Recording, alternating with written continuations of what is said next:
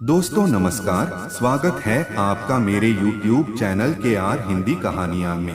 हमारे हिंदू पौराणिक कथा के अनुसार भगवान शिव ने 4 विवाह किए थे, परंतु उनका यह सभी विवाह माता आदिशक्ति के साथ ही हुए थे। भगवान शिव का पहला विवाह माता सती के संग हुआ, जो कि प्रजापति दक्ष की पुत्री थी। लेकिन जब अपने पिता के यज्ञ आयोजन में बिन बुलाए पहुंची, वहां सती के सामने भगवान शिव का घोर अपमान हुआ। तब उन्होंने अपने प्राणों की आहुति देकर यज्ञ कुंड में आत्मदाह कर लिया। भगवान शिव माता सती का मृत शरीर लेकर कई दिनों तक भटकते रहे। माता सती के शव के टुकड़े 51 स्थानों पर गिरे। वे टुकड़े जहाँ जहाँ गिरे वहाँ पर शक्तिपीठ बन गए। माता सती के वियोग में भगवान शिव अत्यंत दुखी रहने लगे। इस दुखद घटना के कई वर्षों बाद भगवान शिव का फिर से विवाह हुआ। इस बार देवी पार्वती उनकी अर्धांगिनी बनी। देवी पार्वती हिमालय की पुत्री थीं। उन्होंने छोटी उम्र में ही भगवान शिव को अपना पति स्वीकार कर उनका वरण कर लिया और बाद में उनका विवाह शिव जी से हुआ भी।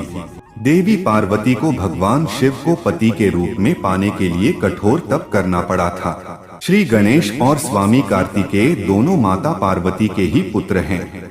देवी पार्वती ही माँ दुर्गा का स्वरूप हैं। हमारे धर्म ग्रंथों के अनुसार शिव जी की तीसरी पत्नी के रूप में देवी उमा को बताया गया है। देवी उमा को भूमि की देवी भी कहा जाता है। माता उमा सरल और दयालु हृदय की देवी हैं। उनकी आराधना करने पर वे जल्द ही प्रसन्न हो जाती हैं। भगवान शिव की चौथी पत्नी माता महाकाली को बताया गया है।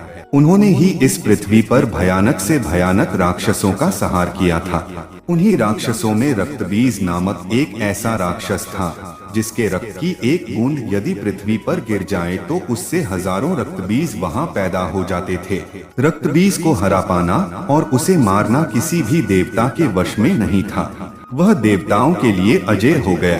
इंद्रादि सभी देवताओं के आग्रह पर मां महाकाली ने इस भयानक राक्षस का संहार कर तीनों लोगों को उसके प्रकोप से बचाया। रक्तबीज का वध करने के बाद भी महाकाली का क्रोध शांत नहीं हो रहा था। तब भगवान शिव उनके आगे लेट गए और मां महाकाली का एक पैर भूलवश शिव जी के सीने पर पड़ गया, जिससे वे पीछे हटी। तब जाकर उनका क्रोध शांत हुआ। कहानी सुनने के लिए धन्यवाद। KR हिंदी कहानियाँ चैनल को सब्सक्राइब करें और घंटी वाला बटन जरूर दबाएं, ताकि नई कहानी की नोटिफिकेशन आप तक सबसे पहले पहुंचे। कहानी अच्छी लगी हो तो लाइक और शेयर जरूर करें। कहानी कैसी लगी कमेंट करके जरूर बताएं। मिलते हैं अगली कहानी में। नमस्कार।